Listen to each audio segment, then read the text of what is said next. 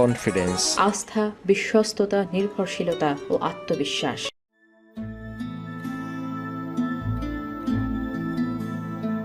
সম্মানিত সুধী, মাননীয় প্রধান অতিথিবৃন্দ এবং আমার প্রাণপ্রিয় শিক্ষকবৃন্দ এবং যাদের কথা না বললেই নয় আমার সহযোদ্ধারা, সবাইকে আসসালামু আলাইকুম। কনফিডেন্স আসলে আমার জন্য একটি কোচিং সেন্টার না। কনফিডেন্স আমার কাছে একটি আবেগের নাম এবং কনফিডেন্স আমার পরিবারের মতো। আমি মনে করি কনফিডেন্স আমার পরিবার, কারণ আমি আমার পরিবার থেকে যেভাবে সাপোর্ট পেয়েছি কনফিডেন্স থেকে কোনোভাবেই তার চেয়ে কম পাই না।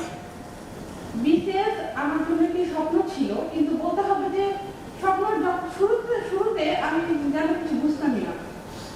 এই স্বপ্নটা আমার ভিতরে যে তুলে ধরেছে, লালন করে দিয়েছে, বীজটা বপন করে দিয়েছে, বলতে হবে যে এর কিন্তু পুরোটাই কনফিডেন্স কোচিং সেন্টারের।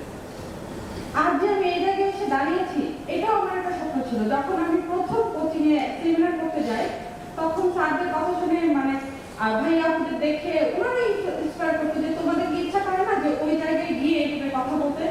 তখন মনে হতো যে আমি কি বলতে পারবো, এরকম মনে হতো। কিন্তু ওনাদের গাইডলাইন পেয়ে জিনিসটা মনে হচ্ছে যে কেন পারবো না, এটা তো সম্ভব, আমার দ্বারা কেন সম্ভব হবে না।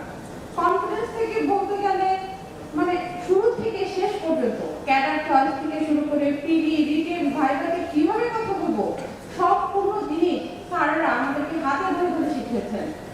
এরকম ভাবে ছোট বাচ্চাদের মতো কনফিডেন্সে মাঝে মাঝে কোচিং করতে করতে মাঝে মাঝে সত্যি বিরক্ত লাগতো যে আমরা কি প্রাইমারি স্কুলে পড়ি, এইভাবে পড়বা, এর বাইরে যাবা না, এতক্ষণ ক্লাস করতে হবে, বাড়ি কাজ করতে হবে, অ্যাসাইনমেন্ট করতে হবে। কিন্তু আজ ওগুলো মনে হয় যে এত আন্তরিক কেউ হতে পারে, নিজের পরিবারের মতো একটা অর্গানাইজেশন, এটা কিভাবে এতটা আন্তরিক হয়। আমার একটা ছোট বাচ্চা আছে, আমি আসলে আমার বাচ্চাটা অসুস্থ, আজকে আমি একবার আসাটা আমার জন্য অনেক ডিফিকাল্ট ছিল, কিন্তু আমি আমার পরিবারের টানে আজকে ছুটে এসেছি। সবাই আমার জন্য দেখবে, কারণ আমি বারবার উঠে যাচ্ছি আমার বাচ্চাটার জন্য, কিছু করার নাই। তারপর আমি স্যারদের সাথে দেখা করতে আসতে পারিনি কোচিং ক্যাডার হওয়ার পরে। সব আসলে বাচ্চাটা তখন এত ছোট, আর আমাকে এখন যেতেও হচ্ছে, চলে যেতে হবে আমার বাচ্চাকে ছেড়ে। আপনারা সবাই দোয়া করবেন যেন আমি কঠিন লাইফটা পাড়ি দিতে পারি, আমি যেন আমার দায়িত্ব পালন করতে পারি, পরিবারের প্রতি দায়িত্ব, দেশের প্রতি দায়িত্ব, আমি যেন ভালো মানুষ হতে